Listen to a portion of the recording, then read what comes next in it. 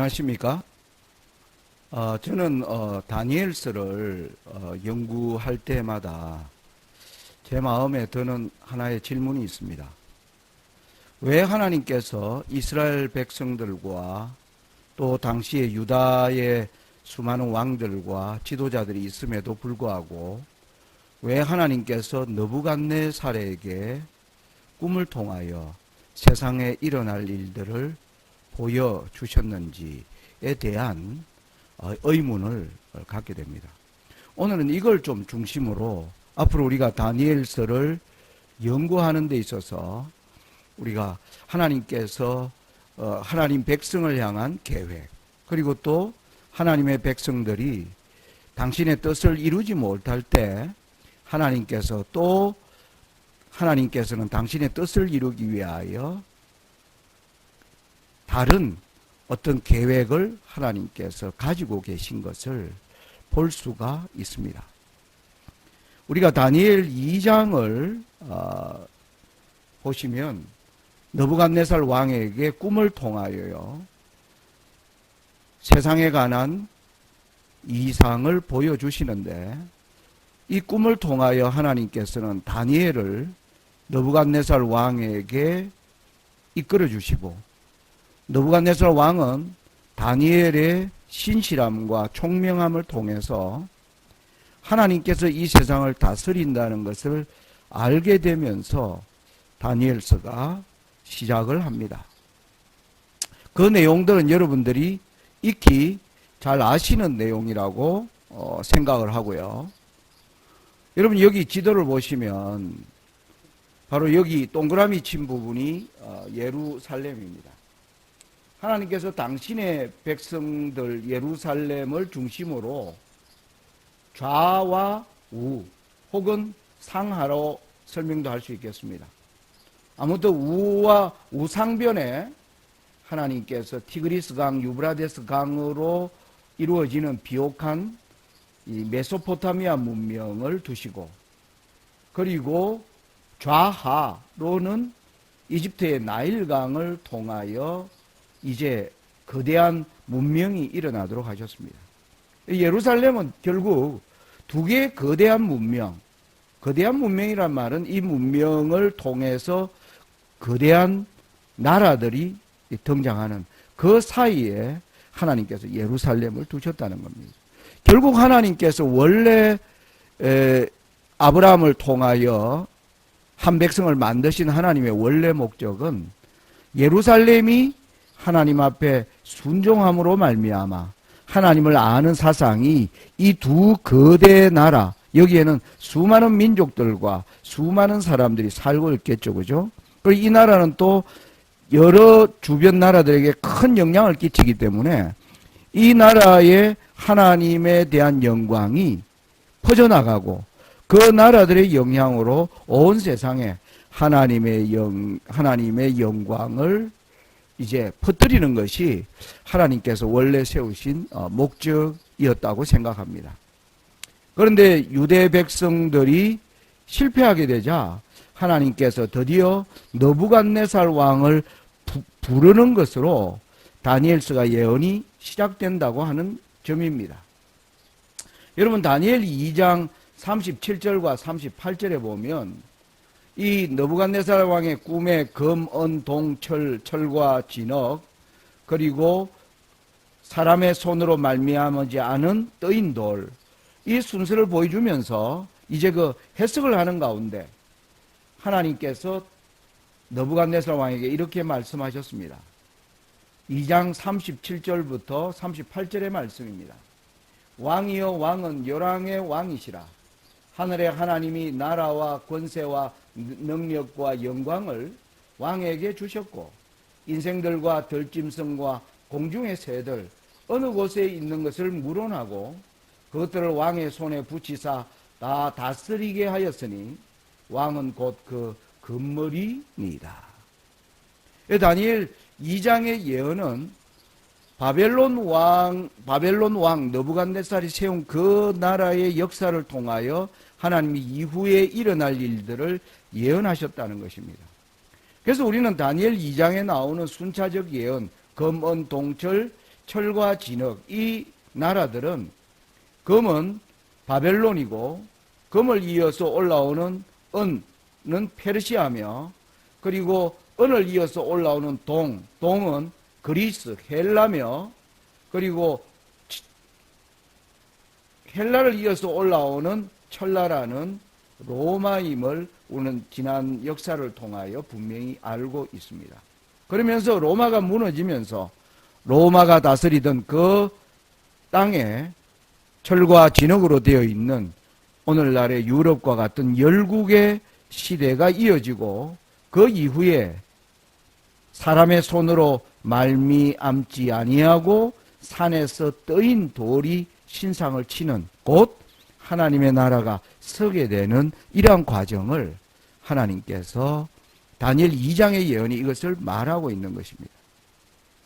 그런데 제가 오늘 여러분들과 함께 생각하고자 하는 주제는 뭐냐 하면은, 여러분 예레미야 25장 9절에 보면 이런 말씀이 나옵니다.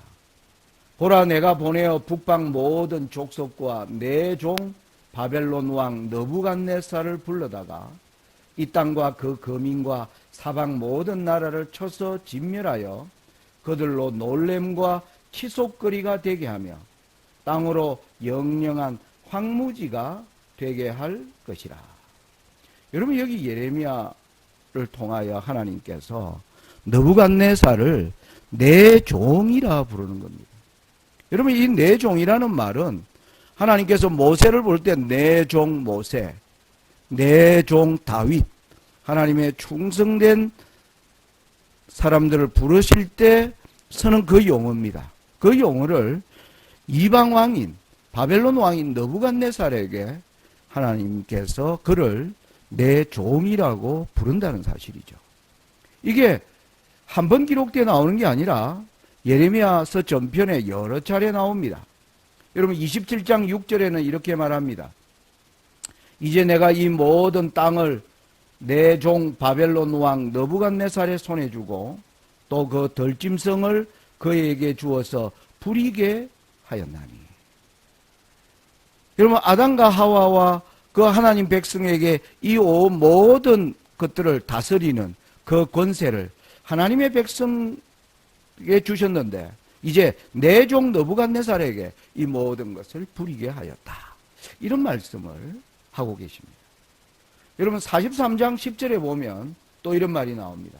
만군의 여호와 이스라엘의 하나님이 이같이 말씀하시되 보라, 내가 내 종 바벨론 왕 느부갓네살을 불러오리니 그가 그 보좌를 내가 감추게 한 이 돌 위에 두고 또 그 화려한 큰 장막을 그 위에 치리라. 여러분, 예레미야를 통해서 하나님이 이 느부갓네살을 내 종이라 하시는데, 여러분 이 예레미야가 어느 시대 우리 사람인가 하는 것을 우리가 좀 한번 살펴볼 필요가 있겠습니다. 예레미야 여러분 1장에 보시면 이렇게 기록이 되어 있죠. 베냐민 땅 아나도스의 제사장 중 hil기야의 아들 예레미야의 말이라. 아몬의 아들 유다왕 요시야의 다스린 지 13년에 여호와의 말씀이 예레미야에게 임하였고. 여러분 이 예레미야는 요시야 왕 때부터 세움을 받아서, 그리고 여러분들이 계속 예레미야서를 살펴보시면 요시야 이후에 여호아스, 여호야김, 여호야긴, 시드기야 이 모든 왕들의 시대에까지 예레미야가 활동한 것을 보게 됩니다. 여러분 여기서 우리가 여러분 열왕기하 역대하를 좀 한번 살펴보시면 여기 여러분 유대 왕들의 그 계보가 나옵니다. 여러분 히스기야, 머나세, 아몬, 요시야, 여호아스, 여호야김, 여호야긴, 시드기야. 여러분 이 히스기야 왕 때에 무슨 일이 있었는지 여러분들 알고 계시죠? 이 히스기야 왕 때에 여러분 히스기야가 개혁을 하고 그 이후에 히스기야가 병들어 죽게 되자 하나님께서 히스기야에게 15년을 더 살게 해 주신다는 정표로 해시계를 뒤로 물림으로 말미암아 그 주변에 있는 수많은 이 바벨론 나라들에서 해시계가 물러난 일이 히스기야와 관련되었다는 소문을 듣고 히스기야를 찾아오는 장면을 여러분 보게 됩니다. 그때 여러분 히스기야가 하나님께 망령되이 행하는 내용을 알고 있습니다. 이사야 38장 39장은 그 내용을 설명하고 있는데 그때 하나님께서 히스기야에게 선지자를 통하여서 너가 그렇게 하였으므로 바벨론 왕이 이제 바벨론이 유다를 침공해 들어올 것을 말하고 있습니다. 여러분 히스기야 이후로 이제 망하기까지 등장한 왕들이 바로 여기 파워포인트에 보시는 것처럼 므낫세, 아몬, 요시야, 여호아스, 여호야김, 여호야긴, 시드기야 이렇게 등장을 합니다. 여러분 이 므낫세의 삶을 보면 히스기야가 죽은 이후에 므낫세가 왕이 돼서 50년 이상을 보좌에 앉아 있으면서 엄청난 죄악을 저지르죠. 그 죄악은 온 유다 백성들과 그들의 백성들의 모든 삶에 깊은 영향을 미칩니다. 여러분 므낫세는 아수르 왕이 와서 므낫세를 잡아갑니다. 잡혀가서 므낫세가 회개했다는 기록이 있습니다마는 이미 므낫세가 저지른 죄악은 돌이킬 수 없는 상태로 온 이스라엘 유다 땅에 흘리고 넘치는 지경이 되어 있었습니다. 이 므낫세 이후에 아몬이 올라오는데 아몬은 이 므낫세를 똑같이 닮아서 악을 행하다가 2년 만에 신하에게 살해를 당합니다. 여러분 이 내용들은 열왕기하 21장에서 25장, 역대하 33장에서 36장에 기록되어 있으니까 여러분들이 개인적으로 찾으셔서 한번 제가 설명드리는 내용이 정말 그러한지 여러분들이 확인하게 되시기를 바랍니다. 여러분 아몬이 2년 만에 살해를 당하니까 8살밖에 되지 않은 아몬의 아들 요시야가 왕이 됩니다. 여러분 요시야는 열왕기와 역대의 기록에 의하면 16살에 하나님을 구하였다. 자신이 어떻게 해야 될지를 하나님께 묻기 시작했다라고 이야기합니다.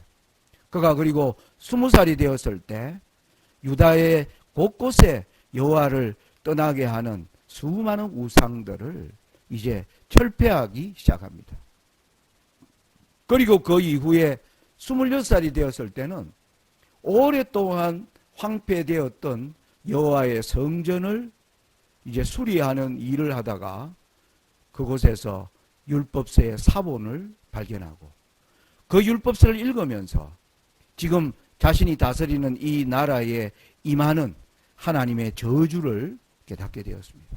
그러면서 그는 하나님께 깊은 회개의 기도를 올리고 이 저주가 하나님께서 철회할 수 있게 되기를 간절히 바라면서 당시의 선지자 훌다에게 자신의 신하들을 보내는 것을 우리는 보게 됩니다.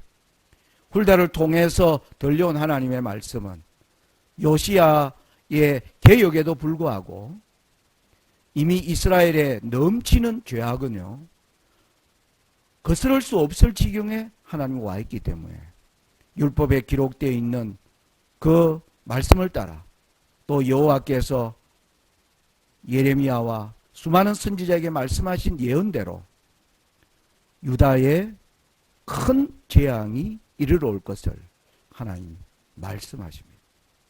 여러분 충성된 요시야마저도 여러분 요시야가 어떻게 죽임을 당합니까?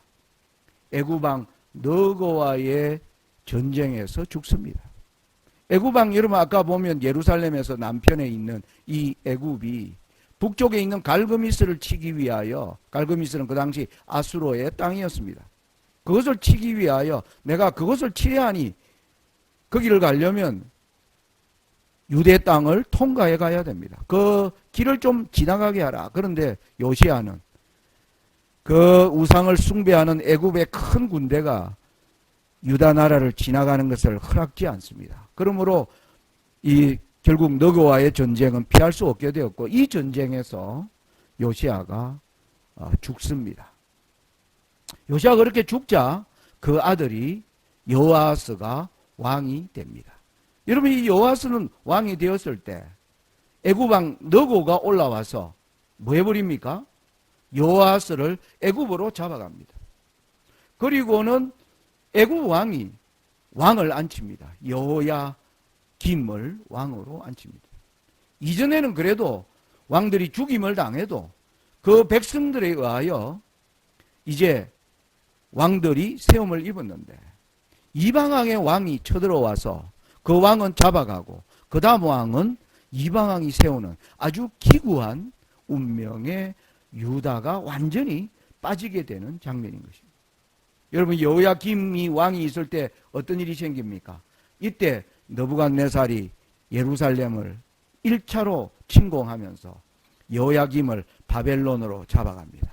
그러면서 세운 왕이 누구입니까? 여호야긴입니다. 여호야긴도 누가 세웠는가? 느부갓네살이 세운 겁니다. 여호야긴에 하는 게 또 느부갓네살 왕의 명령에 어긋난 일들이 많았습니다. 특별히 그거는 뭐냐면 바벨론이 침범하는데 자꾸 애굽과 가까이 하지 말라는 바로 그러한 왕의 명령이, 그리고 여호와께서 예레미야를 통하여 끊임없이 명령하는 것이 뭐냐면, 바벨론 왕은 내가 너희를 위하여 내가 세운 내 회초리니 그 매를 맞으라. 애굽과 절대 동맹하지 마라. 여호와께서 예레미야를 통하여 끊임없이 기별을 보냅니다마는 유다의 왕들과 관원들과 지도자들은 하나님의 말씀을 듣지 아니하고 그들의 생각을 따라 나라를 통치하려고 하는 것입니다. 그러자 느부갓네살이 다시 예루살렘을 침공하여 여호야긴을 다시 바벨론으로 끌고 갑니다. 그러면서 세움을 또 누구를 세우느냐? 시드기야를 세우는 것입니다. 여러분, 시드기야 때에 예루살렘은 완전히 무너져 내립니다. 유다 왕국이 멸망을 하게 됩니다. 여러분, 왜 유다 나라가 이렇게 기구하게 되었는가? 여러분, 이러한 상태 가운데서 하나님께서 뭐 하는 겁니까? 느부갓네살을 내 종으로 세우셨다. 느부갓네살을 내 종이라 부르시는 하나님의 높으신 뜻 앞에 오늘 우리는 두려운 마음으로 서야 하는 것입니다. 여러분, 하나님의 참백성이라고 해서, 여러분, 오늘날 유다 왕국은 아브라함, 이삭, 야곱, 그리고 이후에 다윗으로 이어지는 그 정통성을 가지고 있는 하나님의 참된 백성들입니다. 그러나 그들이 참백성이라고 해서 누리는 그 영광과 특권이 많지만은 끊임없이 그들이 하나님의 뜻에 순종하기를 거절할 때 하나님께서 그들을 여호와의 율법에 기록된 말씀을 따라 그들에게 저주를 행하시고, 하나님께서는 당신의 뜻을 이루기 위하여 이방의 왕을 부르시는 이 사실에서 오늘날 세상 역사의 마지막에 하나님께서 하나님의 남은 백성으로서 부르심을 받은 저와 여러분들은 우리는 하나님 앞에 어떤 사람으로 살고 있는가를 엄숙하게 생각할 수밖에 없는 것입니다. 여러분, 여기서 잠깐 성경 말씀을 보시면, 여러분, 스가랴서에 이런 말씀이 기록되어 있습니다. 스가랴 2장에 보시면요, 스가랴서 2장에 보시면 6절부터 8절까지의 말씀입니다. 여호와의 말씀에 내가 너를 하늘의 사방 바람같이 흩어지게 하였거니와 이제 너희는 북방 땅에서 도망할지니라. 나 여호와의 말이니라. 바벨론 성에 거하는 시온아 이제 너는 피할지니라. 만군의 여호와께서 이같이 말씀하시되 너희를 노략한 열국으로 영광을 위하여 나를 보내셨나니 무릇 너희를 범하는 자는 그의 눈동자를 범하는 것이라. 여러분, 하나님께서 바벨론 왕 느부갓네살을 내 종이라 부르시고 그에게 하나님의 일들을 그에게 보여주신 그 목적이 무엇인가를 우리가 여기서 생각해 봐야 하는 것입니다. 그럼 그 목적은 무엇입니까? 바벨론 왕 느부갓네살을 통하여, 여러분, 바벨론 왕 느부갓네살을 하나님께서 뭐 하시면? 회개케 하시면 바벨론에 포로되어 있는 유다 백성들이 어땠습니까? 비록 포로로 갔지만은 큰 재앙을 받지 않게 되어 있습니다. 그래서 유다 백성들을, 불순종하는 유다 백성들을 하나님이 긍휼히 여김을 받도록 바벨론 왕의 마음을 하나님께서 이제 인도하고 계시는 것. 그리고 또 이 왕이 다스리는 그 모든 게 퍼져 있는 그 모든 사람들에게 여호와의 영광과 뜻을 알도록 하시는 것. 그래서 하나님께서 마지막 때에 뭡니까? 바벨론에서 사람들을 불러낼 때 많은 사람들이 그 부름을 듣고 나오게 하시기 위하여 하나님께서 이러한 계획을 세우셨음을 우리는 알게 됩니다. 여러분, 여기서 한번 생각해 보세요. 우리가 이 마지막 때에도 우리는 요한계시록, 여러분 18장을 보시면 세상을 향한 하나님의 마지막 큰 외침이 기록이 되어 나옵니다. 거기서 하늘로 보냄을 받은 천사가 외치는 두 가지 기별이 나옵니다. 바벨론이 무너졌다. 또 하나는 뭡니까? 바벨론에 살고 있는 백성들 하여 내 백성아 바벨론에서 나오라. 이것이 하나님께서 이 시대에 하실 마지막 사역입니다. 저는 이 방송을 함께 애청하는 저와 여러분들이 바로 이 외침에 우리가 참여하도록 부르심을 받았다고 생각합니다. 제가 밤중소리 TV의 1인 방송을 시작하게 된 것도 여러분들과 함께 이러한 하나님의 뜻을 우리가 성경을 통하여 더욱 깊이 연구하고, 그리고 또 성경에 나타난 바 그 말씀을 통하여 저와 여러분이 준비하는데 그 목적이 있는 것입니다. 아무쪼록 여러분들께서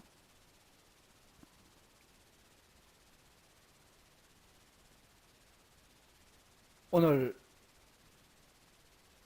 제가 내 종 바벨론 왕 느부갓네살이라고 하나님께서 부르시는 이 엄숙한 장면에서 오늘 우리는 어떤 사람이어야 될까 생각하는 귀한 하루가 되시기를 바라면서 말씀을 마칩니다.